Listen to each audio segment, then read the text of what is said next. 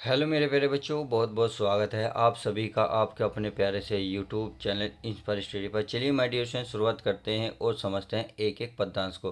तो इससे पहले कि जैसे सभी को पता है, पद्यांश नंबर 1 को हमने अच्छे से कवर किया है और अच्छे से पढ़ने की कोशिश की है, यानी कि समझाया मैंने बहुत अच्छे से है। जिन बच्चों ने वीडियो को देख लिया बहुत अच्छा लगा, वीडियो देखी है। अब जिस बच्चों ने वीडियो नहीं देखी, मैं डिस्क्रिप्शन में लिंक दे दूंगा, वहाँ जाकर आप टच करके इस वीडियो को देख सकते हैं। तो चलिए बिना किसी देरी के अब पद्यांश नंबर 2 की शुरुआत करते हैं। इसी पद्यांश में वही काम करेंगे जो पिछले में करा था।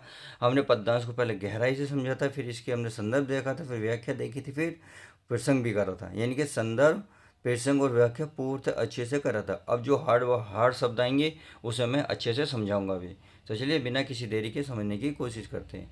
ये कहते हैं जियो पे जुई होई अधिकार तो विचार कीजिए। यहाँ जो हालात हैं वो क्या हैं, वो जो उद्धव जी हैं, उद्धव जी वहाँ किसको क्या नाम है, गोपी जी को समझा रहे हैं। तो वहाँ जो गोपी जी क्या कह रही हैं उद्धव जी से, उसका वर्णन किया गया है सारे में। ज्यो पे जुई, ज्यो पे मैंने हृदय पे जो जैसे अधिकार होगा तो विचार कीजिएगा। यदि हमारे हृदय पे विचार मन है, यानी कि हमारे हृदय पे अधिकार है, तो हम विचार करते हैं। तो यहाँ कह रही हैं गोपियाँ उद्धव से कहती हैं कि गोपी हे उद्धव, हमारा मन पर अधिकार होता तो हम तुम्हारी बातों पर विचार करते। सही है। लोक लाज भलो बोलो भले निर्धारी, इनके लोक लाज कहते हैं लोक मर्यादा, और भले बुरे भले निर्धारी बन गए, उचित रूप से निर्णय करती या निश्चय देती। निर्धारी माने निश्चय करती। सही है भाई, हमारा मन पर अधिकार होता तो हम तुम्हारी बातों पर विचार करते। लोग लाज भले बुरे अच्छी खासी समझते या निश्चय करती। परंतु वो क्या कह रही हैं, परंतु क्या करें, हमारा मन हमारे बस में नहीं है। अब कह रहे हैं नैन नैन श्रोण कन पग सबे सबे पर बस पाए। नैन माने क्या होता है, नेत्र, यानी कि क्या होते हैं नेत्र, यानी कि आँख। और ये क्या करा, श्रोण। और श्रोण कहते हैं प्यारे बच्चों, श्रोण या कान को। कर माने होता है हाथ, और पग माने होता है पैर। सब पर बसे भयो, यानी कि हमारे आँख नाक कान पर सब तरीके से बच चुके हैं, यानी कि हमारे आँख नाक कान जितने भी हैं सब पे श्री कृष्ण का अधिकार हो चुका है। सही है, इस पर भी हमारा अधिकार नहीं है, ये कह रही हैं। अब आगे देखते हैं। वो तो चली जात इन्हें कैसे ही समझाए, यानी कि वो तो मैंने उतरे चली जाती है, यानी कि ये तो सब कृष्ण की ओर चले जाते हैं, इन्हें कैसे समझाई, इन्हें हम कैसे समझा सकते हैं या इन्हें कैसे नियंत्रित कर सकते हैं। सही है। अब आगे कह रहे हैं हरिश्चंद्र भाई सब भांति सो पराई हम।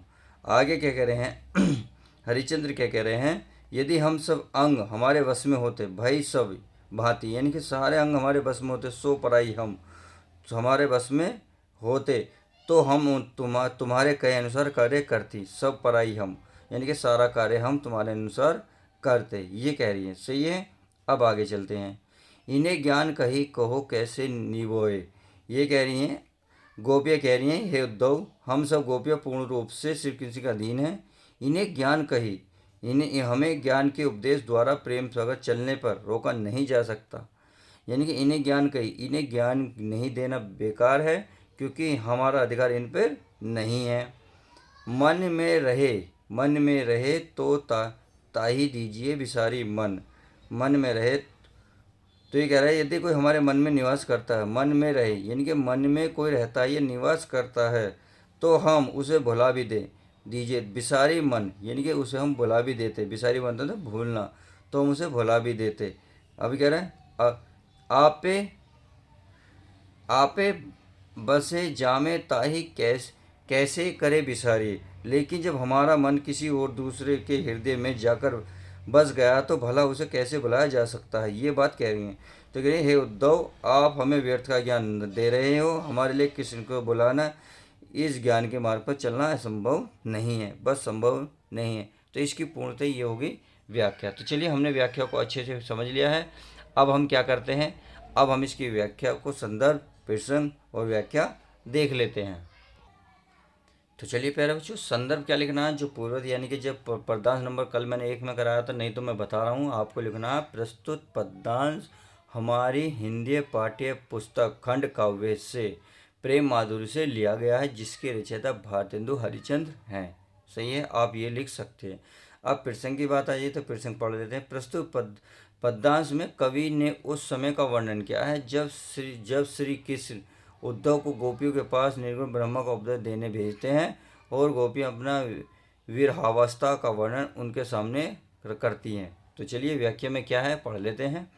गोपियाँ उद्धव से कहती हैं कि हे उद्धव, यदि हमारा अपने मन पर अधिकार होता तो हम तुम्हारी बातों विचार करती। लोग मर्यादा भलाई बुराई का भी उचित रूप से निश्चय करती, परंतु हम क्या करें, हमारा मन हमारे बस में नहीं है।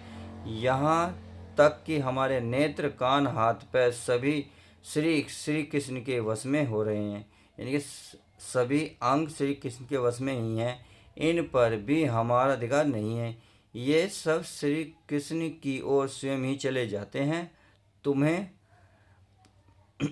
ही बताओ इन्हें कैसे नियंत्रित किया जाए। यदि ये सब अंग हमारे वश में होते तो भी हम तुम्हारे कहे अनुसार कार्य कर सकती थी।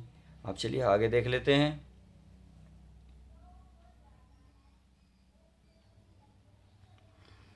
तो गोपियाँ पुनः कहती हैं कि हे उद्धव, हम सब गोपियाँ तो पूर्ण रूप से श्री कृष्ण के अधीन हैं। हमें ज्ञान के उपदेश द्वारा प्रेम मार्ग पर चलने से रोका नहीं जा सकता। यदि कोई हमारे मन में निवास करता हो तो हम उसे भुला भी दें, लेकिन जब हमारा मन ही किसी दूसरे के हृदय में जाकर बस गया हो तो भला उसे कैसे भुलाया जा सकता है। हे उद्धव, आप हमें व्यर्थ ही ज्ञान का उपदेश दे रहे हो। हमारे लिए श्री कृष्ण को बुलाना, इस ज्ञान के मार्ग पर चलना संभव नहीं है। तो ये रही इसकी पूर्णतः व्याख्या। तो वीडियो अच्छी लगी तो प्लीज़ लाइक करें, वीडियो को शेयर करें अपने दोस्तों में ज़्यादा चलिए मिलते हैं किसी और नेक्स्ट वीडियो में। जब तक के लिए दोस्तों goodbye, take care, love you guys, अपना ध्यान रखें।